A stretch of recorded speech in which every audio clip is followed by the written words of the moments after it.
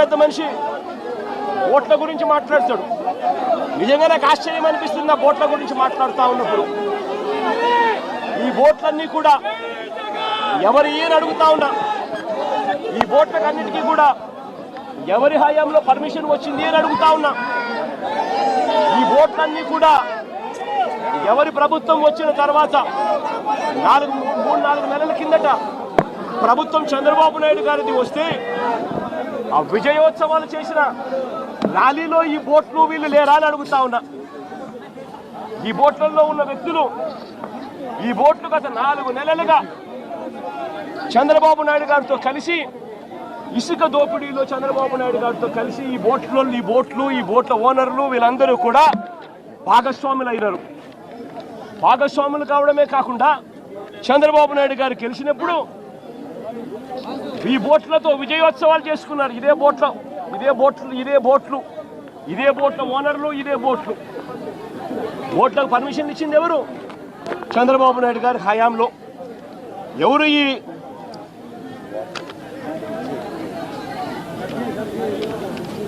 ఈ ఊషాద్రి అనే మనిషి ఎవరు? చంద్రబాబు నాయుడు గారితోనూ లోకేష్తోనూ ఇద్దరితోనూ కలిసి దిగిన ఫోటోలు కనిపిస్తూ ఉన్నాయి. తెలుగుదేశం పార్టీలో క్రియాశీలకంగా వ్యవహరించిన పరిస్థితులు కనపడతా ఉన్నాయి. రామ్మోహన్ అనే మనిషి ఎవరు?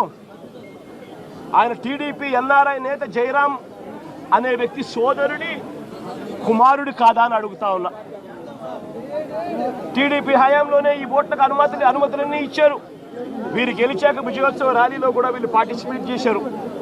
తెలుగుదేశం పార్టీకి చెందిన ఆలూరు చిన్న అనే వ్యక్తి ఎవరు? ఈ వ్యక్తి ఎవరు?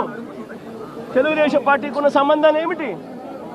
ఇంతమంది బోట్ ఓనర్లు, బోట్లు అన్నీ కూడా తెలుగుదేశం పార్టీ వారియే కనిపిస్తూ ఉంటే ఈ బోట్లు వరద కారణంగా ఈ బోట్లన్నీ కూడా ప్రకాశం బ్యారేజ్కు కొట్టుకొని వస్తే ఆ కొట్టుకొని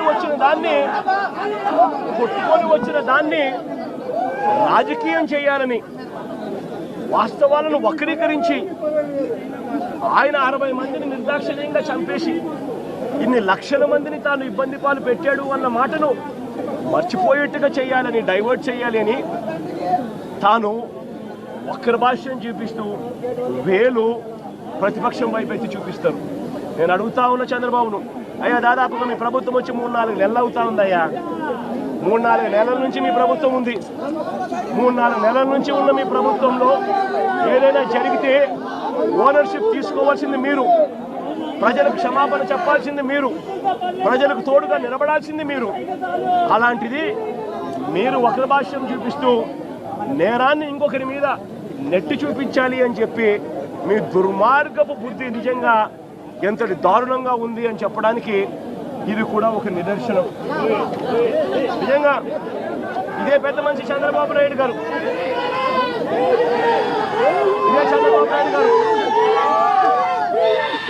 ఏ రకమైన రాక్షస పాలన చేస్తా ఉన్నాడు, ఏ రకంగా ఈనాడు అనే దినపత్రిక, ఏనాడు ఆంధ్రజ్యోతి, ఏనాడు TV5 ఇవన్నీ కూడా చంద్రబాబు నాయుడు గారిని ఎలా గోబెల్స్ మాదిరిగా ఎలా మోస్తున్నారో చెప్పడానికి కూడా ఒక చిన్న ఉదాహరణ ఈరోజు ఈనాడులో వచ్చింది.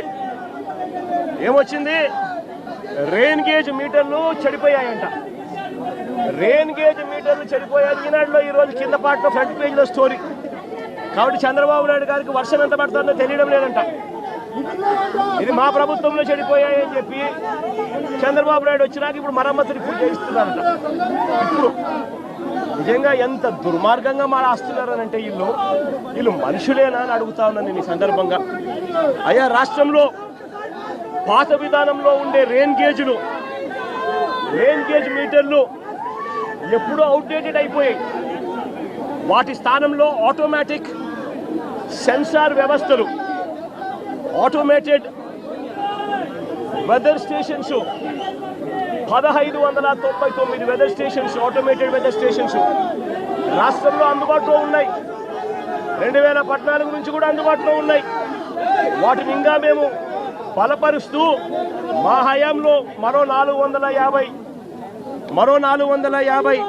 ఆటోమేటెడ్ ఆటోమేటెడ్ వెదర్ స్టేషన్స్ మేము ఇంకా ఫర్దర్గా స్ట్రెంథన్ చేస్తూ ఏర్పాటు కూడా చేశాం. ఇవన్నీ ఉన్నాయి కాబట్టే చంద్రబాబు నాయుడు గారు ఆ రోజు వరదలు వచ్చినప్పుడు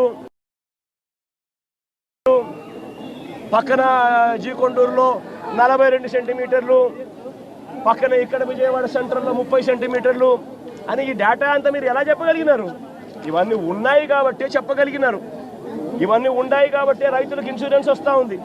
ఇవన్నీ ఉన్నాయి కాబట్టి ఈ క్రాపింగ్ జరుగుతూ ఉంది. ఇవన్నీ ఉన్నాయి కాబట్టి అన్నీ జరుగుతూ ఉన్నాయి. కానీ మీరేం చేస్తూ ఉన్నారు? మళ్ళీ టాపిక్ డైవర్ట్ చేసేందుకు చంద్రబాబు నాయుడు గారు 60 మందిని చంపినారు అన్న పాపాన్ని పక్కకు డైవర్ట్ చేసేందుకు, ఇన్ని లక్షల మంది అవస్థలు పడుతున్నారు అన్న టాపిక్ను డైవర్ట్ చేసేందుకు మళ్ళీ డైవర్షన్లో భాగంగా వెదర్ మీటర్లు అంట ఉండే రెయిన్, పాత విధానంలో ఉండే రెయిన్ గేజ్ మీటర్లు చెడిపోయాయట, మా హయాంలోనే చెడిపోయాయట, మేము పట్టించుకోలేదట. ఇప్పుడు చంద్రబాబు నాయుడు ఇప్పుడు కనుక్కున్నాడట, ఇప్పుడు రిపేర్ చేయిస్తున్నాడు. నిజంగా సిగ్గుండాలి రామోజీరావు ఈనాడు దినపత్రికకు రాయడానికి. ఇంతగా ఈనాడు, ఆంధ్రజ్యోతి, TV5, చంద్రబాబు నాయుడు ఇంతమంది కలిసి ఒక అబద్ధాన్ని నిజం చేయడం కోసం ఇంతగా తాపత్రయపడతా ఉన్నారంటే అసలు వీళ్ళు మనుషులేనా అని చెప్పి ప్రతి ఒక్కరూ కూడా ఆలోచన చేయాలని చెప్పి కోరుతా ఉన్నా. నేను ఇవాళ చెప్తా ఉన్నా ఎంత దారుణంగా ఉంది వీళ్ళ పాలన అంటే, నిన్న పెదకూరుపాడు నియోజకవర్గంలో జరిగిన ఘటన, మా ఎక్స్ఎమ్మెల్యే శంకర్రావు, పెదకూరుపాడు ఎక్స్ఎమ్మెల్యే శంకర్రావు అన్న పెదకూరుపాడులో ఈ విపత్తు వల్ల, వరదల విపత్తు వల్ల జరిగిన నష్టాల్లో పాలు పంచుకుంటూ రైతులకు, ప్రజలకు తోడుగా ఉండేందుకు తాను బయలుదేరుతూ ఉంటే తాను వెళ్లకుండా కారును అడ్డగించి, ఒక ఎమ్మెల్యే కారును, ఎక్స్ఎమ్మెల్యే కారును అడ్డగించి ఆ కారును పగలగొడతారు. తాను వరద బాధితులను చూడకూడదట, వరద ప్రాంతాన్ని తాను పరామర్శించకూడదట. నిజంగా వాళ్ళు అనుకుంటా ఉన్నారు ఇలా ఎవరూ కూడా పోకూడదు, ఇలా ఎవరూ కూడా చూడకూడదు, ఇలా ఎవరూ కూడా మాట్లాడకూడదు. ఇలా జరిగింది అని అంటే చంద్రబాబు నాయుడు గారి హయాంలో జరిగిన ఈ తప్పిదాలు బయటికి రావు అని వీళ్ళు అనుకుంటున్నారు. అయ్యా చంద్రబాబు, ఇవన్నీ తాత్కాలికమే. నష్టం జరిగింది ప్రజలకు, కష్టం వచ్చింది ప్రజలకు, దెబ్బ తగిలింది ప్రజలకు, నొప్పి కలిగేది ప్రజలకు.